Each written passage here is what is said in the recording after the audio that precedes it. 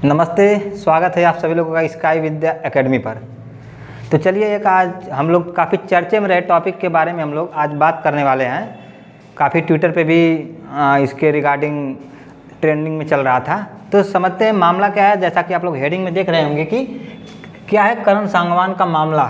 ठीक, तो करण के मैटर पे थोड़ा सा मैं बताना चाहता हूँ कि वो अनअकैडमी पर एजुकेटर थे जो लॉ से रिलेटेड सब्जेक्ट पढ़ाते थे और उन्होंने लॉ के रिगार्डिंग पढ़ाई भी किया था और वो LLM कर चुके थे, लॉ में मास्टर डिग्री कर चुके थे और उसके अलावा और भी एडिशनल डिग्री वो ले चुके थे और 7 साल का उनका पढ़ाने का एक्सपीरियंस भी था। तो उनसे रिगार्डिंग कुछ न्यूज़ जो कि काफ़ी सर्कुलेट कर रही हैं तो उसको हम लोग डिस्कस करेंगे। तो न्यूज़ सर्कुलेट क्यों कर रही है उसको थोड़ा समझने के लिए देखते हैं कि करण सांगवान जो कि आपके सामने दिख रहे होंगे, करण सांगवान जी हैं जो पढ़ाते थे अनअकैडमी पे एक एजुकेटर के तौर पे। तो उन्होंने ट्विटर अकाउंट पे अपने ट्विटर अकाउंट पे आकर एक मिनट के आसपास की वीडियो शेयर किया। उस वीडियो में वो क्या कह रहे हैं, वो इस बात को कह रहे हैं कि अगली बार जब भी अपना वोट दो तो किसी पढ़े लिखे इंसान को वोट देना ताकि ये सब कुछ दोबारा जीवन में ना झेलना पड़े। ऐसे इंसान ना चुने जिन्हें सिर्फ नाम बदलना आता हो। अब अपने आप में एक एजुकेटर के लेवल पे ये कोई बहुत बड़ी बात नहीं है। ऐसी बातें तो सामने से निकलती रहती हैं कि भाई जिसको भी आपको वोट देना है तो वो पढ़ा लिखा अच्छे इंसान को चुने। कुछ इसी तरीके की ये बात करते नज़र आए थे अपने वीडियो में। लेकिन क्या हुआ कि इस सब बात को लेकर अनअकैडमी जो कि एक एजुकेटर की अच्छी खासी कंपनी है जिस पे काफ़ी कोर्सेज अवेलेबल होते हैं, तो उन्होंने क्या किया कि मतलब अनअकैडमी ने इनको नौकरी से निकाल दिया। आइए समझते हैं कि अनअकैडमी ने इनको नौकरी से क्यों निकाला और इसकी क्या वजह थी, थोड़ा सा इसको भी समझते हैं।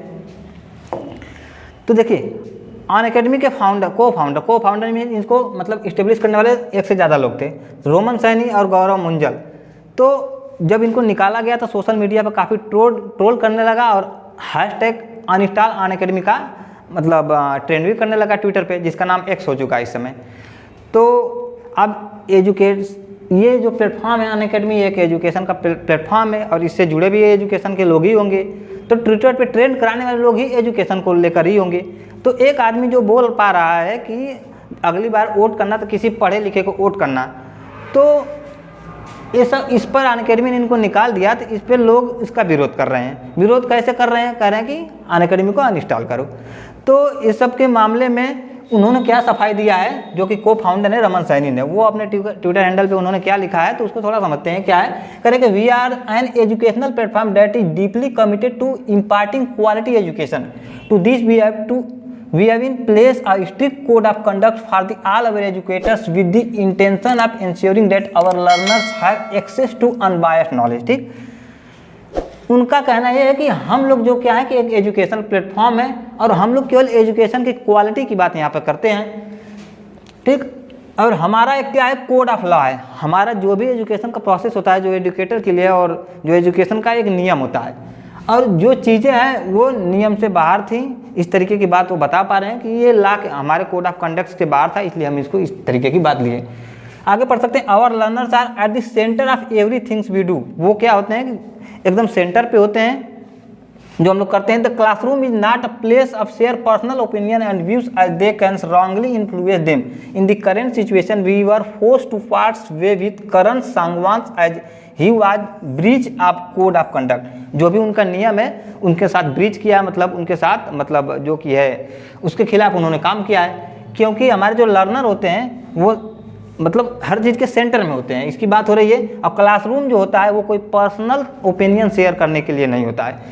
तो अब इसमें दो पक्ष के लोग हैं। एक पक्ष तो ये कह रहा है कि अनअकैडमी ने बहुत अच्छा काम किया क्योंकि ये तो किसी के खिलाफ बोल रहे हैं, इनको एंटी नेशनल भी बोला जा रहा है। तो मैं एक सवाल करता हूँ कि अगर आप एक एजुकेटेड आदमी को चुनने की बात कर रहे हैं तो आप एंटी नेशनल हो जाते हैं, तो यहाँ हर पढ़ने वाला एंटी नेशनल है। क्योंकि पढ़ने लिखने वाला बात ही पढ़ने लिखने की करेगा कि भाई समाज में ऐसे लोगों के साथ रहो, ऐसे लोगों को चुनो। और इन्होंने इन सब बातों में, करण सांगवान ने इन सब बातों में न तो किसी पार्टी का नाम लिया है न तो किसी नेता का नाम लिया है। तो आखिरकार वो कौन लोग हैं जिनको इस बात से प्रॉब्लम हो गई कि वो एक पढ़े लिखे नेता को चुनने की बात कर दिए? तो आप लोग इसको कमेंट बॉक्स में लिखिएगा। और दूसरी बात, दूसरे साइड लोग ये भी कह रहे हैं कि अगर हमारा भारत में शिक्षा का महत्व है तो आदमी पढ़ाई लिखाई की बात भी करेगा। और इसी मामले में अनअकैडमी पर हैशटैग लगाकर विरोध भी किया गया कि अनइंस्टॉल अनअकैडमी है। तो पूरी बात मामले को आप लोग समझ पाए होंगे।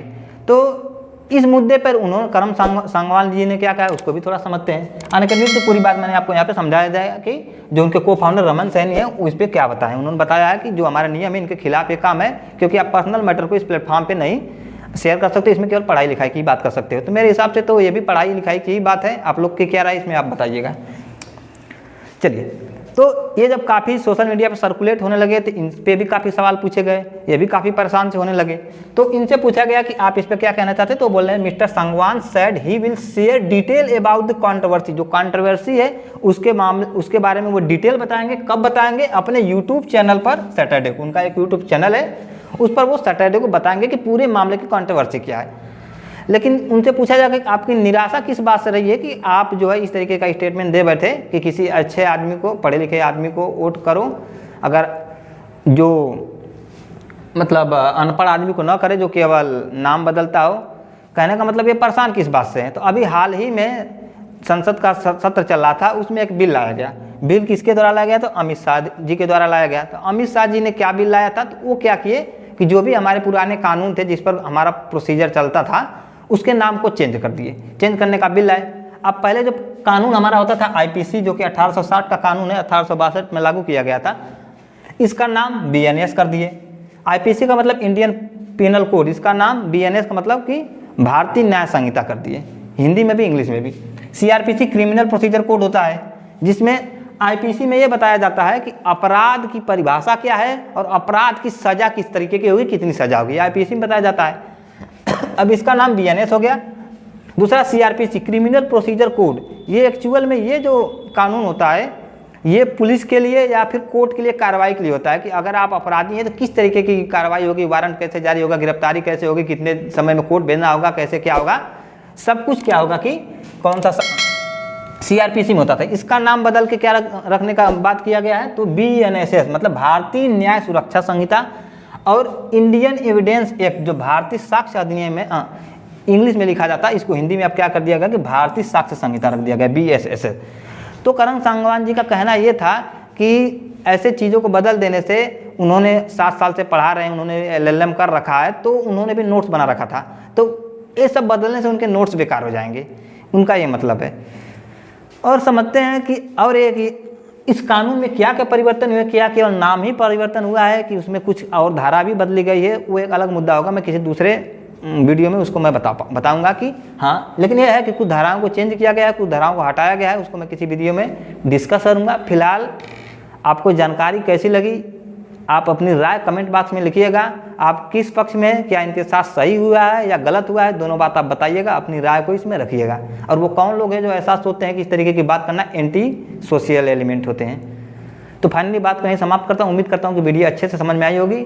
अगर इसको थोड़ा सा अपने दोस्तों में शेयर करिए ताकि और लोग जो इस चैनल से न जुड़े हैं उस पर जुड़ पाएँ और इन्फॉर्मेशन को ले पाएँ। Thank you very much for watching.